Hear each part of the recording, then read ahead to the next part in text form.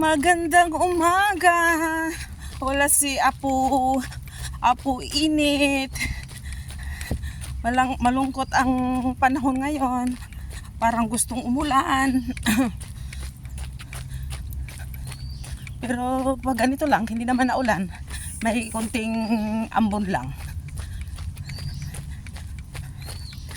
Kaya dito ulit.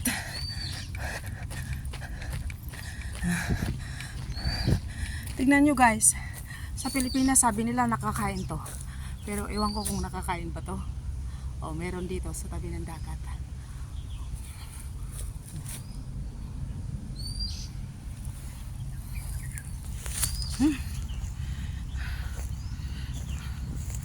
Kay ganda ng simoy ng hangin. Bye guys!